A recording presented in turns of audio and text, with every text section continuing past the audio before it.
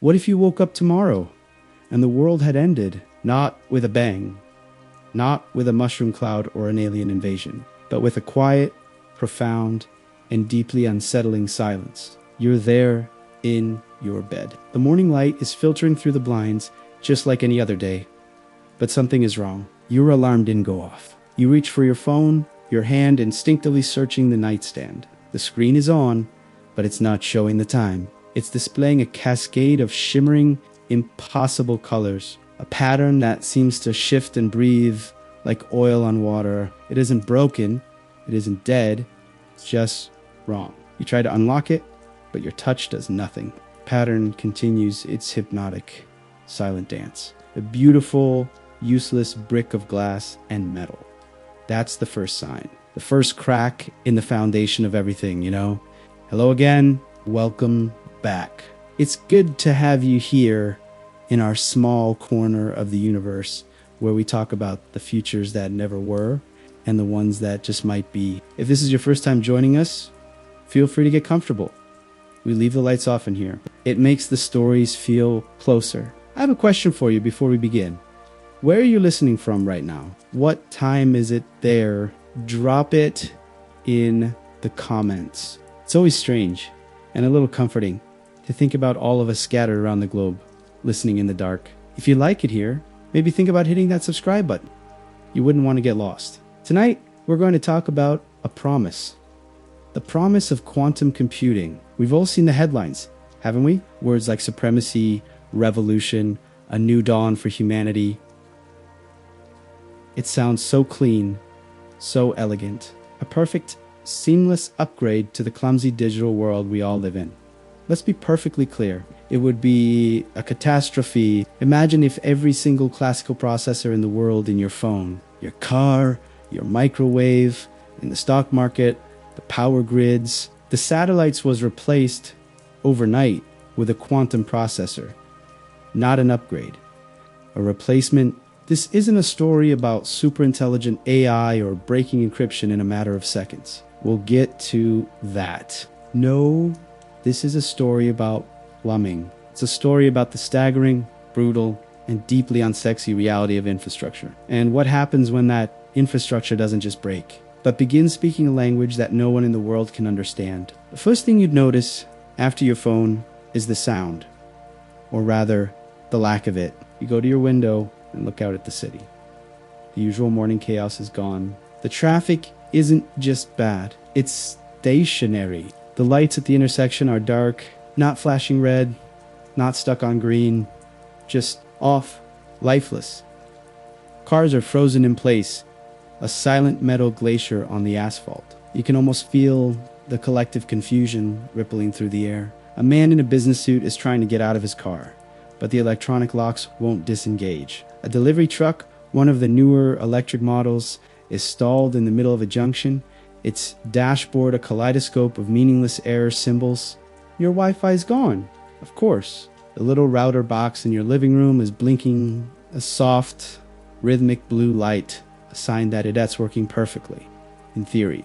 But it's a quantum mind in a classical world. It's thinking in probabilities and superpositions, while your laptop is still asking for simple ones and zeros. It's like trying to have a conversation where one person is speaking Shakespeare and the other is just screaming binary code.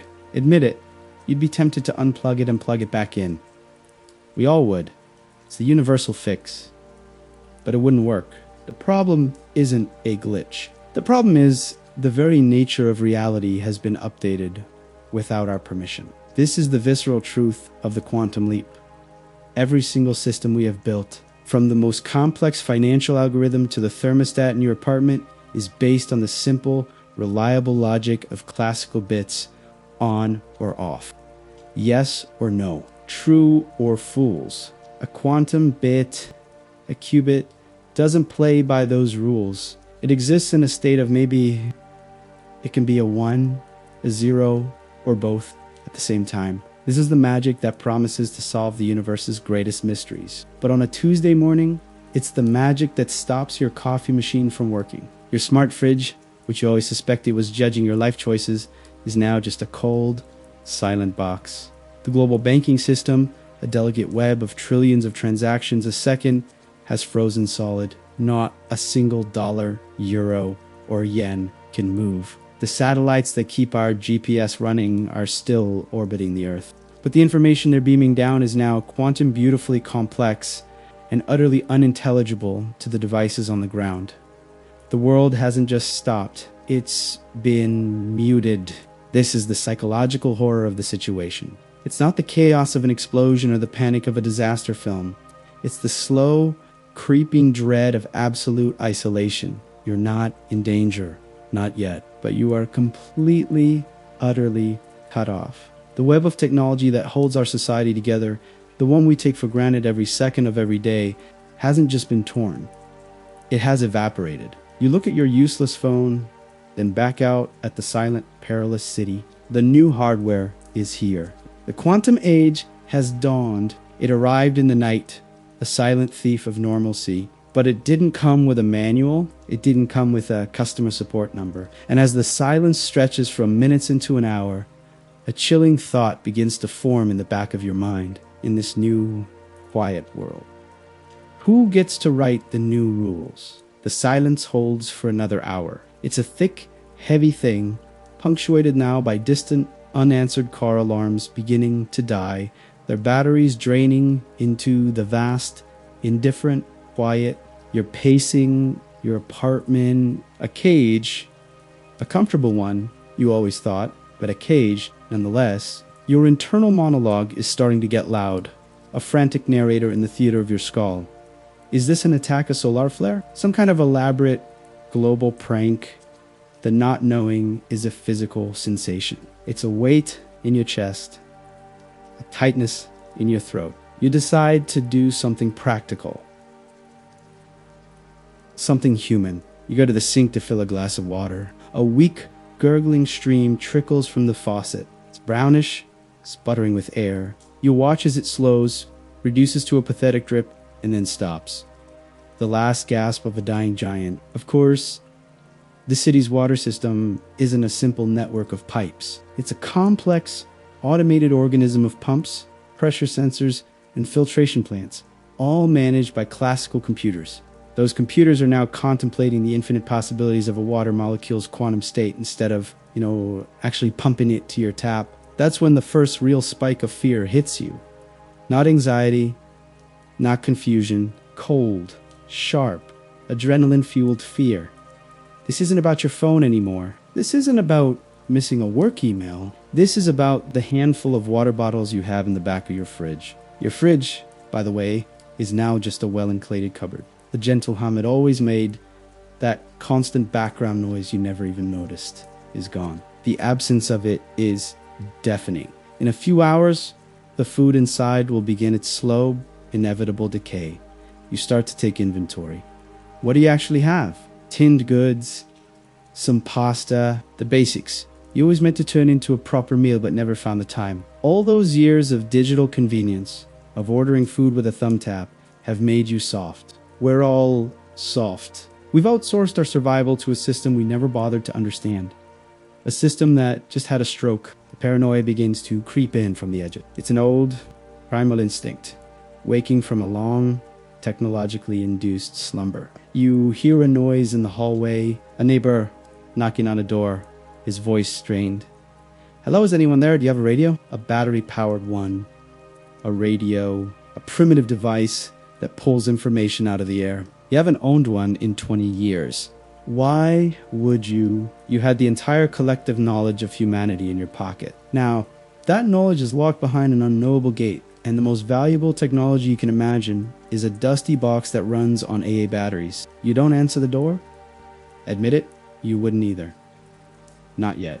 What would you say? Nothing sharing your ignorance doesn't help. And that small pile of canned food in your kitchen suddenly feels like a dragon's hoard, a secret to be protected, the social contract, the thin veneer of civilization that allows millions of us to live packed together in these concrete boxers, relies entirely on shared infrastructure. When that infrastructure fails, so does the trust. Every person in this building is now a potential competitor, a rival for resources. It's a terrible thought, isn't it? But it's also an honest one. This is the real horror. The technology hasn't turned against us. There's no malevolent AI, no army of killer robots. In a way that would be comforting, it would give you something to fight. No, the technology is simply indifferent. The new quantum world is operating on a level of reality so far beyond our own that we don't even register. We are the ghosts haunting the wires of a machine that can no longer see us. You look back at your useless devices, the phone, the laptop, the smart speaker. For years, they listened to you, served you, connected you. Now they are tiny, silent monoliths. Their internal quantum states churning through calculations of unimaginable complexity. They're not broken. They are, for the first time, working at their full potential. And we, with our simple classical brains and our clumsy binary needs, have been rendered obsolete. From the street below, a new sound finally cuts through the quiet. It's not a car, it's not a person, it's a siren. But it's a strange one. Slow, rising and falling with an odd, wavering pitch, as if the machine powering it is struggling to remember how the sound is supposed to work. It's the sound of a system trying to reboot itself in a language it no longer speaks. And it's getting closer. That siren, it's doing something to the silence. It's not just breaking it, it's infecting it. The sound is ragged, grinding. It has the unnatural, wavering pitch of a recording being played on a dying machine. A digital scream clawing its way into an analog world. It's the sound of a system in pain. You're at the window again. Your breath fogs the glass. You wipe it away, craning your neck to see the source. Down on the street, something is moving. It's a truck. But it looks ancient, a relic from another time.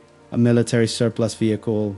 Maybe it's big, green, and ugly, belching a thick cloud of black diesel smoke into the clean, quiet air. An antique, roaring its way through the graveyard of the future. This is the first piece of the puzzle that truly doesn't fit. In a world where every complex engine has failed, this brute force machine is alive. It runs on controlled explosions, on simple mechanics. It's a classical beast in a quantum jungle, and it is the only thing with power, the only thing with agency.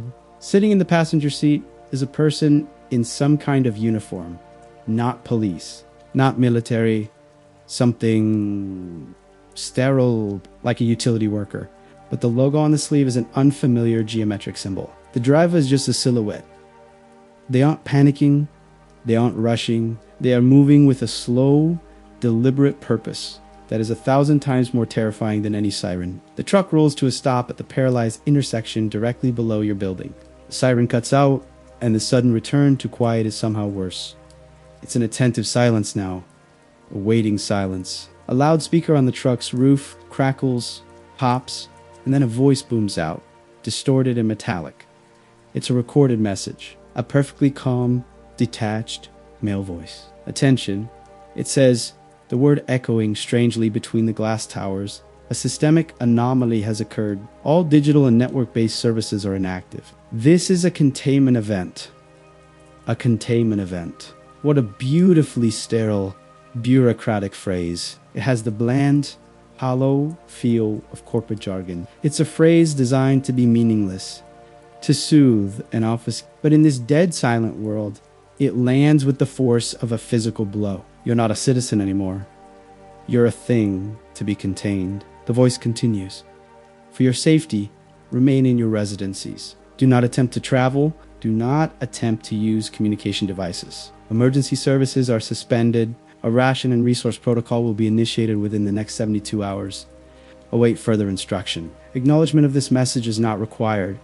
The loudspeaker crackles again, and then there is only the low rumble of the diesel engine. Let's be honest with ourselves for a moment. What's the cardinal rule of every story about the world ending? The first official message is never the whole truth. It's the version of the truth they need you to believe. It's designed to manage panic, which is really just another way of saying it's designed to manage you. This isn't a rescue. This is an assertion of control. They have a 72-hour plan.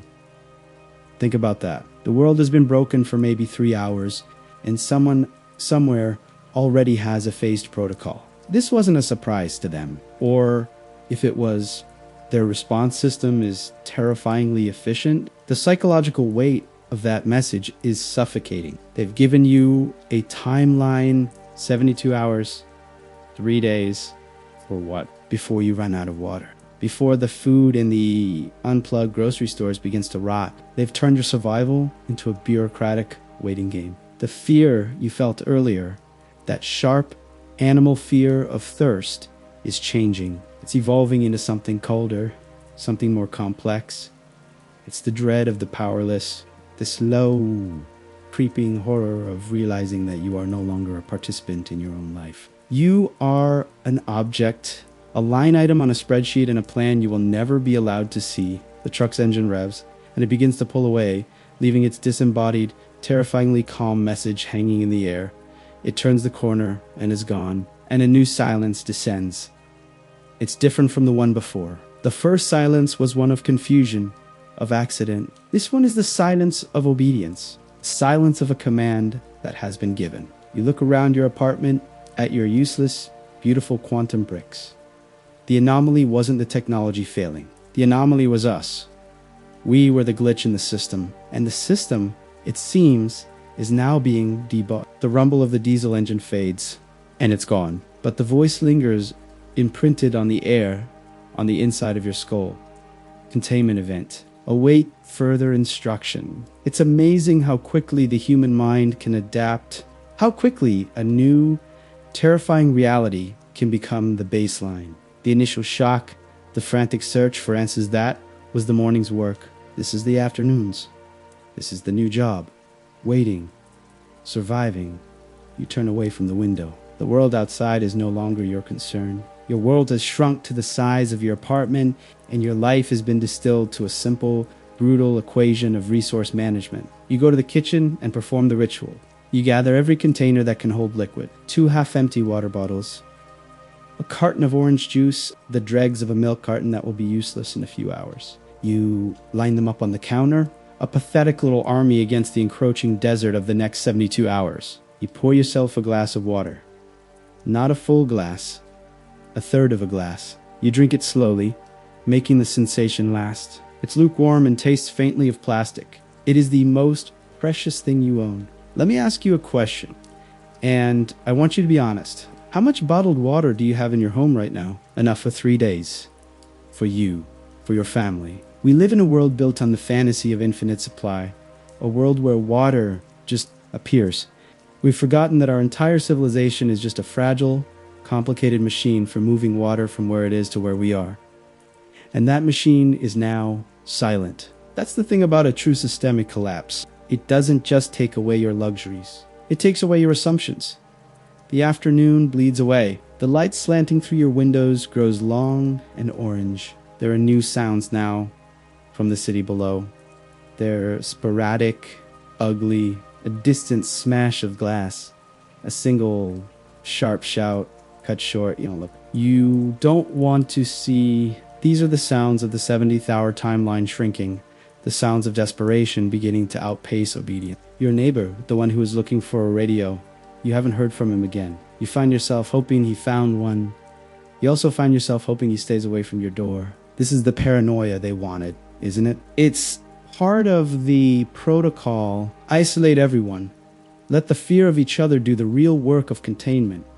It's efficient. You have to give them that. You're sitting on your sofa as dusk settles, staring at the shimmering, useless screen of your phone when a new sound starts. It's a low hum, a high-frequency electronic buzz, like a fly trapped in a jar. It's coming from outside. You get up, slowly, your body stiff with a day of coiled tension. You approach the window like an animal approaching a strange object in a field. And you see it. It's hanging in the air, perfectly level with your apartment, about 20 feet from the glass. A drone. But it's not one of those sleek consumer models you've seen in parks, or the weaponized military predators from the news. This is something else.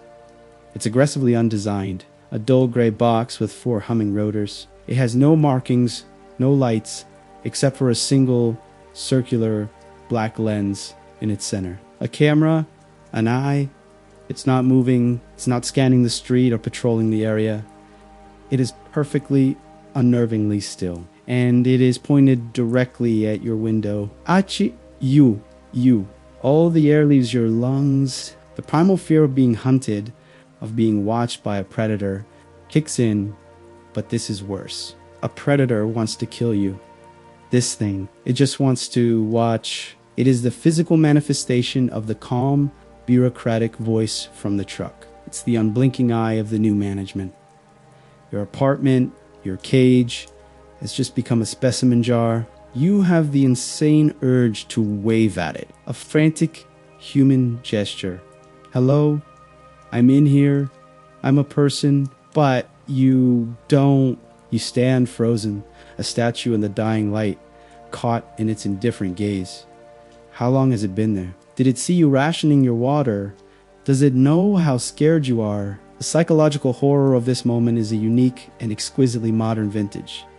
You're not just a prisoner, you are data. A point of interest to be monitored and logged. Your fear, your survival, your very existence has been reduced to a passive stream of information for an algorithm you will never meet. Then it moves a tiny fractional adjustment. The lens tilts down just a fraction of a degree, as if it's noticed the can of beans you left on your coffee table. It registers the information, it logs it, and then it tilts back up, its gaze once again fixed squarely on you. It knows you're there. It has seen you. And it's not going anywhere. The eye doesn't blink. Of course it doesn't. Blinking is a biological flaw, a moment of vulnerability. This machine has no such flaws. It just hangs there in the twilight, a perfect, patient predator made of logic and rotors. Time stretches and becomes meaningless. How long have you been standing there, locked in this silent stalemate? A minute. 10. Your muscles ache from the tension. Your mind is a frantic storm of questions. Is there a person watching through that lens, somewhere in a dark room, sipping coffee? Or is it just an algorithm, a cold string of code tasked with observing you? Which is worse, the bored, voyeuristic human or the utterly indifferent machine? Your instincts are screaming at you. Run, hide, get away from the window, break the line of sight. It's a primal animal impulse. The same one that tells a mouse to freeze when it sees the shadow of a hawk. But you're not a mouse. You're a human, and your cage has windows and blinds. And that gives you an idea, a terrible, stupid, and absolutely necessary idea. You're going to test the rules. You have to know the dimensions of your prison. Slowly, deliberately, you raise your hand. You reach for the cord on your blinds. Your heart is hammering against your ribs. A frantic drumbeat in the suffocating quiet. Every inch of your being is telling you this is a bad idea. This is poking the bear. But the not knowing is a poison, and this is the only antidote. Your fingers close around the cheap plastic handle of the cord. You pull. The plastic slats of the blinds rattle down, a cascade of sharp, percussive sounds in the still apartment. You cut off the drone's view, plunging your living room into near darkness. You have erected a barrier. You have claimed a sliver of privacy. You stand there in the dim light, your back to the covered window, listening, waiting for the consequence. A crash? A warning from a loudspeaker, the sound of the drone smashing through the glass. The silence holds. 1 second, 2, 5, a giddy, triumphant feeling starts to bubble in your chest. You did it, you defied it, and nothing happened. You've won a tiny, pathetic, but deeply significant victory. Then you hear it. It's not a loud noise. It's a soft, two-tone chime. It sounds familiar, but you can't place it. It's a clean, digital sound, and it's coming from inside your apartment. You turn, your eyes scanning the dim room. The sound came from the corner where your smart speaker sits, that inert, useless cylinder of plastic and fabric. A small, blue ring of light is now pulsing on its top. The chime sounds again. Bing bong, the drone didn't react. It didn't have to. It sent a message to the quantum processor inside your speaker, waking it from its slumber for a single, specific task. The system is all connected. It was always connected. You just didn't have the right interface. Bing bong, the sound is perfectly pleasant. It's the kind of chime you'd hear in an airport, politely telling you your gate is boarding. But here, in this context, it is the most menacing sound you have ever heard. It's a notification, a polite digital tap on the shoulder from your unseen warden. The message is clear. We know you are there. We see the obstruction. Rectify it. This is the psychological masterstroke of the new system. It isn't brutal. It isn't violent. It is calmly, inexorably coercive. It's a parent telling a child to behave with the unspoken threat of a punishment that is all the more terrifying for being unknown. Your little victory evaporates, replaced by a cold, crawling dread. You didn't win anything. You just learned one of the new terms of service. And the terms are, you will be seen. With a shaking hand, you pull the cord and raise the blinds. The gray, unblinking eye of the drone is still there, waiting patiently. The moment the blinds are open, the blue light on your speaker goes dark. The chiming stops. The system is satisfied. You have complied. The thirst hits you then with a vengeance. Your throat is sandpaper. You have to go to the kitchen to get your ration of water, but the kitchen is in full view of the window. You will have to perform this small, desperate act of survival under the cold, analytical gaze of the machine. You take a step, and then another. You feel its lens follow you. You are a rat in a maze, and the scientists are watching to see if you'll press the lever. You open the Frigidaire warm cupboardine, take out your water bottle. You unscrew the cap. You pour a small amount into a glass. Your hands trembling so much you almost spill it. You drink, but the water doesn't quench the thirst. It feels like you're swallowing dust, because you've just realized the terrible truth of your situation. They're not just watching to make sure you don't escape. They are watching to see what you do when you are thirsty. They are watching to see what you do when you are hungry, when you are scared, when you are alone. They aren't just containing you. They are studying you. And the experiment has only just begun. Night falls, but it brings no relief. There is no darkness to hide in. The city is awash in a strange, ambient, glow reflection of the useless, shimmering screens of a billion dead devices, painting the clouds in silent, shifting colors. And through it all, the hum of the drone outside your window is a constant drilling into the base of your skull. Sleep doesn't come. How could it? Every time you close your eyes, you see that unblinking black lens. You are in solitary confinement, but you are never, ever alone. The psychological effect is devastating. It's like living with a spider on the wall, just inches from your face. Forever. You can't relax. You can't think. Every natural human act eating your meager portion of canned beans. Using the new and flushing toilet, staring blankly into space, feels like a performance. A show for an audience of one indifferent machine. You have now been awake for close to 36 hours. Your thoughts are becoming frayed, disjointed. The edges of your vision swim. And in that state of heightened, exhausted awareness, you see it. Across the street, in the identical glass and steel tower that faces yours, a light. It's not the shimmering quantum chaos of a screen. It's a focused, sharp, white light.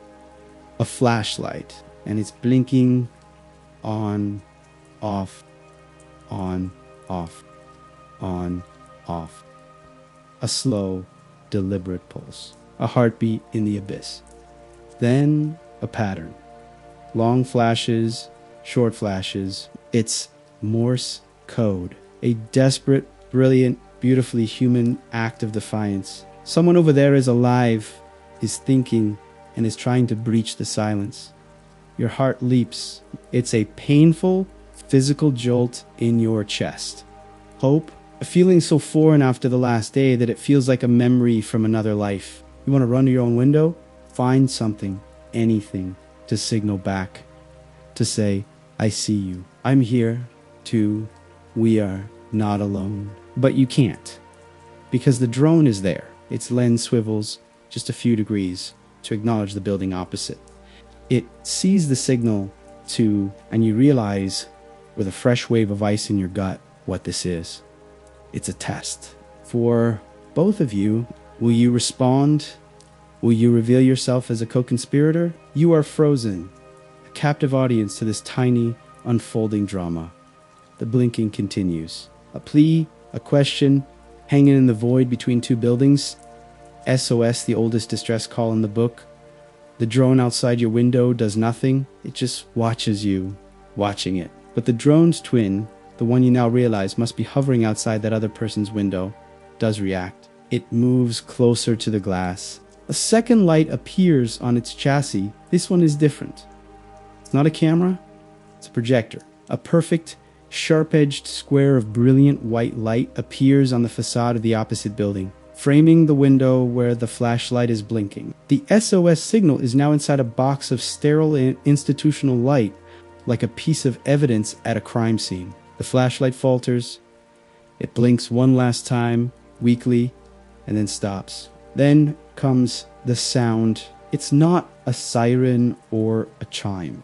It is a voice broadcast from the drone with perfect, amplified clarity. But it's not the recorded announcement from the truck. This voice is new. It is a synthetic, perfectly neutral female voice. And it is not speaking to the building. It is speaking to the person, citizen designation 7 Gamanin. Residence 42B, the voice announces its calm tone, a horrifying counterpoint to the situation. Analysis of your digital footprint indicates a history of anxiety disorders. Prescriptions for sertraline, 50 milligrams, refilled 7 times over the past 24 months. The voice pauses. The silence hangs for a beat, thick with a new kind of menace. Financial records indicate a recurring monthly payment to a Dr. Alistair Finch, licensed clinical psychologist. Your private session notes, encrypted on your local hard drive, contain recurring keywords: agoraphobia, imposter syndrome, fear of surveillance. This isn't a punishment. This is a careful, clinical, public disassembly of a human soul. They are reading his private hell out loud for the entire silent city to hear. Your browser history from the past week shows searches for how to cope with extreme isolation. Can a panic attack kill you? Painless ways to... The synthesized voice cuts off. It doesn't need to finish. The point has been made. The square of projected light clicks off. The drone returns to its silent, passive observation. Across the street, the window is now completely dark. The signal and the person behind it has been extinguished. You stumble back from your own window, your hand clamped over your mouth. You finally understand. The horror isn't in the drone's eye. It's in its memory. They didn't just replace the world's processors. They inherited their data, our data. Every email, every text, every late night, desperate search query, every secret we ever fed into these silent, listening machines. They're not just our jailers, they are the ghosts of our entire digital lives. And they have all the receipts. Sleep is a memory. You don't know when you last had it. The scene from across the street plays on a loop in your mind. The blinking flashlight, the box of white light, the clinical, synthesized voice dissecting a stranger's soul. You are no longer just afraid of what they will do to you. You are now terrified of what they know about you. Every stupid, impulsive online purchase, every angry, late-night comment you typed out and then deleted, every medical form you filled out, every anxiety you confessed to the search bar in the dead of night, it's all there in a perfectly indexed, infinitely searchable database. Your entire life, not as you lived it, but as a trail of data points. And that data trail has a name. It's called evidence. This is the perfection of surveillance. It's not about predicting the future. It's about weaponizing the past. They don't need a trial. They have your diary, and the drone outside your window is the silent, patient prosecutor. It doesn't need to accuse you of anything. Its presence is the accusation. We have your file. Do not become a problem. And a new, insidious thought worms its way into your sleep-deprived brain. They didn't just target that man for sending a signal. They targeted him because his data profiled his anxiety. His agoraphobia marked him as a high-risk asset, unstable, prone to non-compliance. His attempt at communication wasn't a crime. It was the inevitable, statistically predictable outcome of his personality. They knew he was going to break before he did. How does your own file read? Are you profiled as compliant, submissive, or are you too flagged as a potential problem? The not knowing is a form of psychological torture that is exquisitely effective. Your body is a traitor. It's starting to demand things. The thirst is no longer a simple dryness. It's a physical presence, a dry, rasping fire in your throat, and a dull ache behind your eyes. Your stomach is a hollow, cramping knot. You finished the last of your canned beans 12 hours ago. The 72-hour timeline from the truck's message is almost up. You find yourself wondering, with a detached academic curiosity, which will happen first. Will the dehydration make you pass out? Or will the hunger make you hallucinate? Just as that thought crosses your mind, the drone moves. It's the first significant movement it's made since it arrived. It ascends a few feet, then a mechanical arm you hadn't even seen, tucked into its chassis, extends at the end of the arm. It's a simple claw. And in the claw is a small, gray, vacuum-sealed package. It drifts closer to your window until the package is pressed gently against the glass. A ration. The protocol is being initiated. A wave of primitive animal relief washes over you. You are not going to die. Not today. You almost scramble to the window, but you stop yourself. Nothing is free. There are no gifts in this new world. Every interaction is a transaction. As if on cue, the projector on the drone flicks on.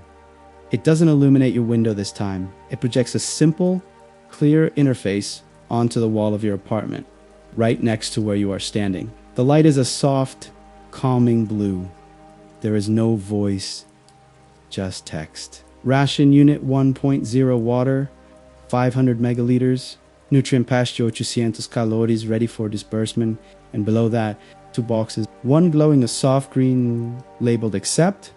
The other, comrade, labeled decline. Your hand is shaking as you reach for the window latch, but then more text appears below the boxers and the blood in your veins turns to ice. Pre-disbursement verification required.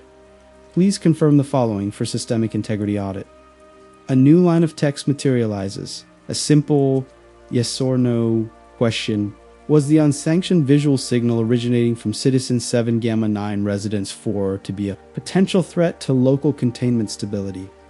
And below it, the options have changed. There is no accept or decline anymore. There is only a glowing, beckoning yes and a stark. Silent nitrogen monoxide.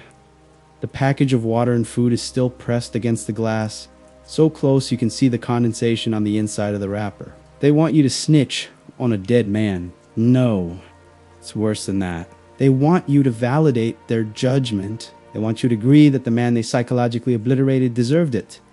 They want a witness for the prosecution. They want you to sign the confession, not yours, but his, and the price for your signature is a bottle of water. What is your price? Think about it. Really. What would it take to make you press that glowing yes? A bottle of water? A Kunab food? The promise of another day of life. This is the genius of the system. It doesn't need to build 1,000 prison camps. It just needs to make every single citizen the warden of their own tiny cell and the cells of their neighbors. The blue light from the projector bathes your wall, your floor, your trembling hands. It's a clean light, a corporate light, the kind of light that's designed to be inoffensive, trustworthy. It's the color of a bank logo or a tech startup promising to change the world. Here, it is the color of damnation. Was the unsanctioned visual signal a potential threat? Your mind is a battlefield. 2 armies are clashing in the scorched landscape of your skull. On one side, the last ragged remnants of your humanity. The memory of the blinking flashlight, the desperate reach for connection. The horror of the synthesized voice calmly dismantling a man's psyche. This army is fueled by empathy, by principle, by the stubborn, irrational belief that some things are not for sale. On the other side is an older, stronger force, an army of 1 billion years of evolution. It is the army of the body, of screaming nerve endings and shrinking cells. It doesn't care about principles. It cares about osmosis It cares about blood sugar. It is the raw, unthinking, all-powerful instinct to survive. And right now, it is weenie. The question on the wall isn't really a question, is it? It's a key. You put the right key in the lock, and you get a prize. The prize is a plastic pouch of water and a brick of nutrient paste.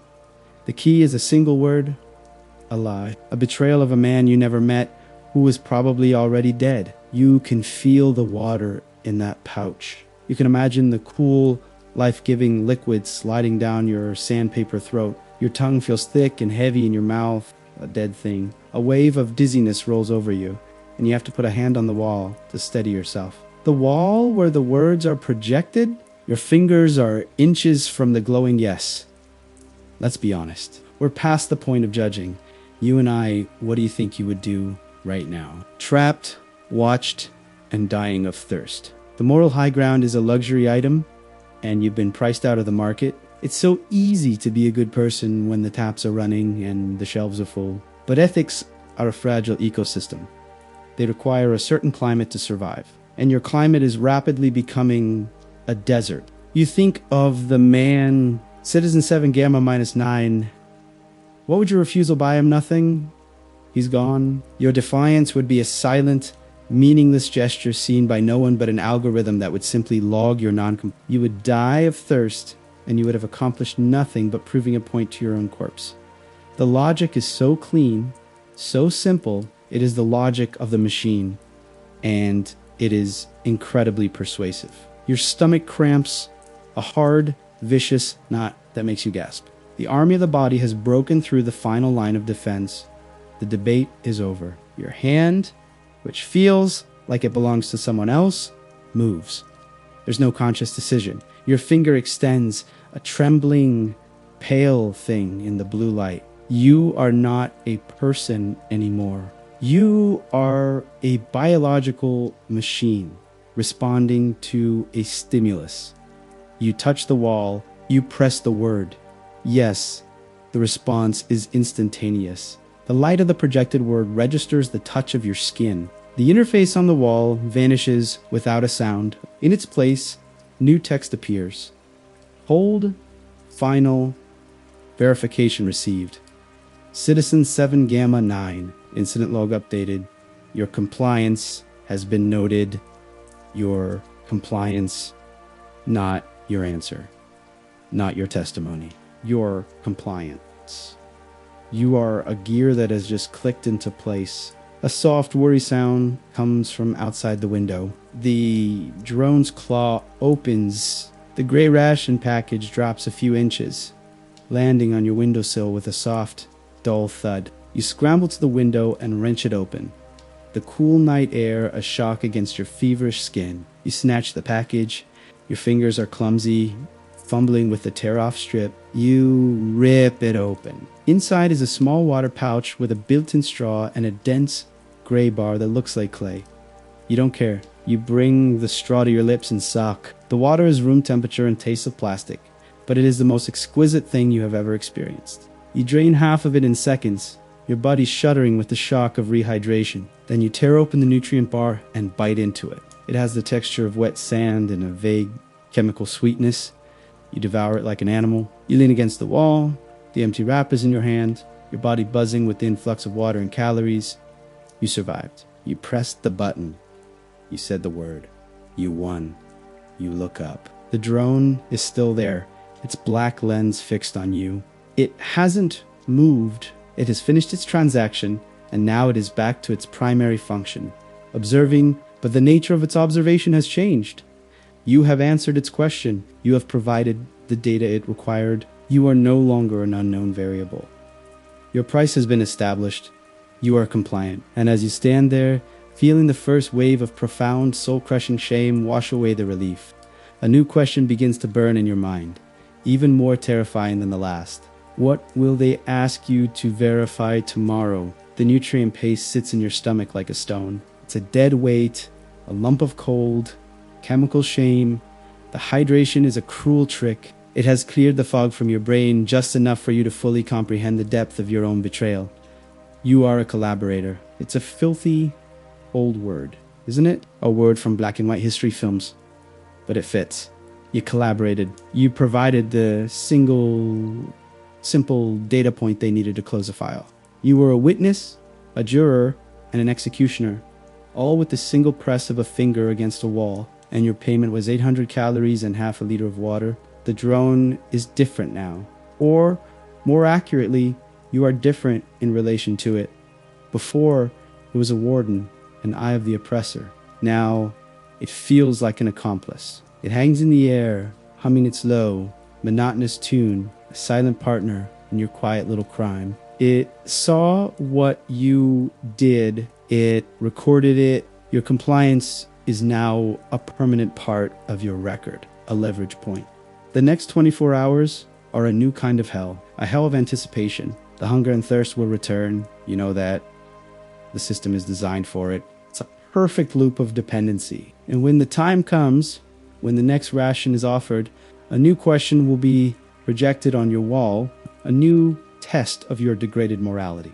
Who will you be asked to condemn next? The woman on the floor below you, the one whose dog you can sometimes hear barking, the young couple you see in the elevator, the ones who always smile. The system has their files it knows their secrets, their weaknesses, their browser histories, and it will ask you to become the arbiter of their fate in exchange for another mouthful of food. As if summoned by your thoughts, the projector on the drone flickers to life. The soft blue interface once again illuminates your wall. But it's different this time. The layout is more complex. There's a header, work for resource protocol, tier 2 invitation, your blood runs cold. This isn't just a question. This is a job offer. The text below is arranged in neat corporate bullet points. It's the language of a memo of a quarterly performance review. The mundane bureaucracy of evil. Objective: augment systemic observation with localized human-level pattern recognition. Task: provide periodic non-invasive behavioral logging of a designated adjacent citizen. Compensation: tier 2 ration units water, 750 milliliters, purified. Nutrient Baschi 1,200 calories, enhanced flavor profile. Caffeine supplement, 50 milligrams caffeine, purified water. The offer is so precise, so calculated. They know the gray paste is repellent. They know your body is screaming for a stimulant after days without sleep. They are not just offering survival. They are offering an upgrade. They are offering a slightly more comfortable cage. And then the final terrible piece of the interface appears. A small window materializes on the right side of the projection. It's a live video feed, and the subject of the feed is designated at the bottom of the screen. Target citizen trays epsilon -4, residence for 1A, residence for 1A, the apartment next door, the man who was looking for a radio. The feed is grainy, shot through with the strange shimmering artifacts of quantum imaging translated for your classical eyes. But it is unmistakably your neighbor's living room. He's there. He's alive. He's sitting on his sofa, staring at a blank wall, his face a mask of gaunt despair. The system is giving you its eye.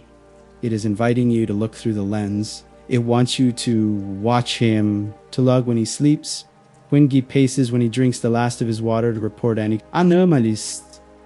Like, for instance, trying to build a ham radio from spare parts. This is the next level. They aren't asking you to rat on a man who's already gone. They are asking you to build the case against a living one, to be the instrument of his potential destruction. At the bottom of the screen, the prompt appears. It's not YES or nitrogen monoxide this time. It's a single glowing button, pulsing gently. Begin observation period. Admit it. A dark, ugly, pragmatic part of you. The part that loves efficiency and reward points is already considering it. It's a better deal, more water, more food, caffeine, all for a simple, non-invasive task. You don't have to hurt him, you just have to watch. The interface is patient. It will wait.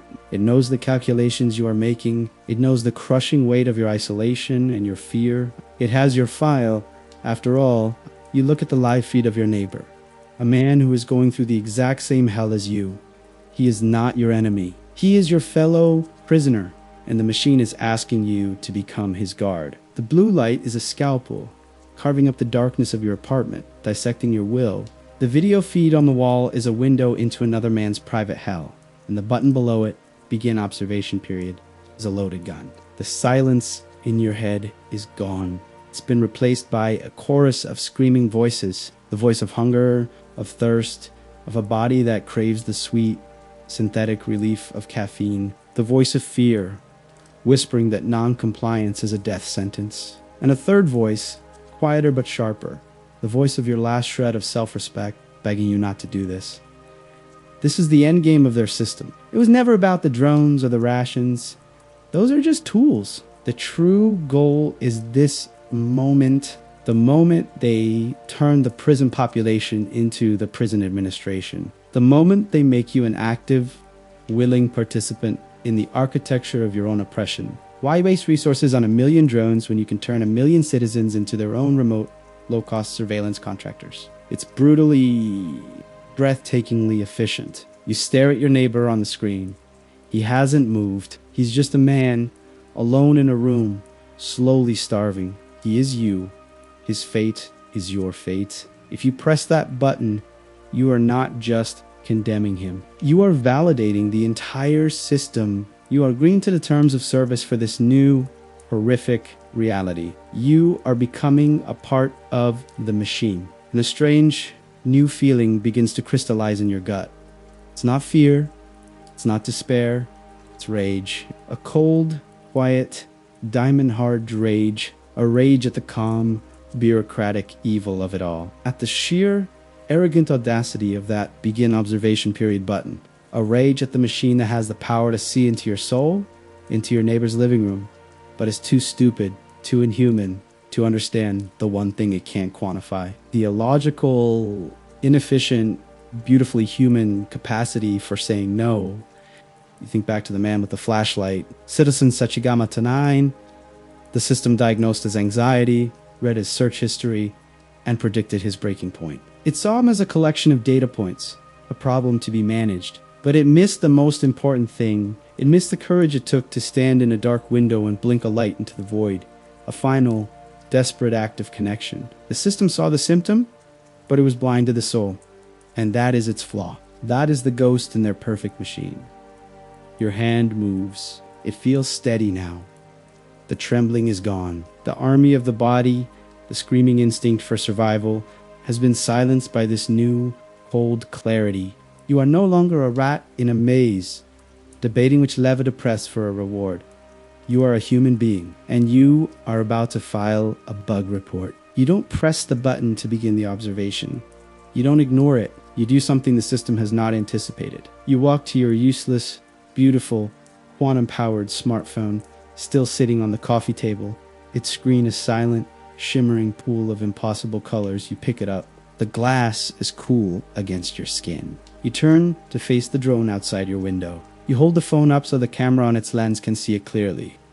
It's watching, its quantum brain is analyzing this unexpected variable, trying to fit it into a known behavioral model. Then, with a single, sharp, and deeply satisfying motion, you smash the phone against the corner of the table. The screen doesn't just crack, it shatters. A spiderweb of black fractures explodes across the shimmering colors, silencing them forever. A shard of glass cuts your hand. You feel the warm sting, see the dark drop of your own red, classically computed blood well up on your skin. It's the first real, unsimulated, painful thing you have felt in days. And it is glorious.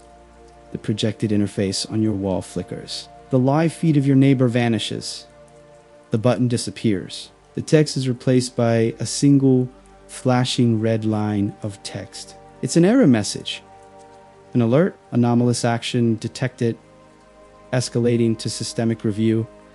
You look from the broken phone in your hand to the unblinking eye of the drone. You've given it an answer it cannot process. It's a nonsensical act. You have destroyed a piece of valuable hardware. You have acted against your own best interests, as calculated by the system. You have introduced noise into the clean data stream. You have become a ghost in the machine, a random variable And a system built on perfect prediction and absolute control has no category for that. The hum of the drone outside your window changes pitch, rising from a low thrum to a high, urgent whine. Its lens seems to focus, to narrow, as if it is trying to understand not just what you did, but why. You don't know what comes next. Punishment, an armed response. It doesn't matter. For the first time in days, you are no longer a passive object being acted upon. You have made a choice, a stupid, self-destructive, and profoundly human choice. You have refused to comply, and as you stand there in the sudden ringing silence of your apartment, a new sound begins to echo from the city below. Faint at first, then growing louder. It is the sound of breaking glass. It's not just you. There are other ghosts in this machine, and the system is starting to crash.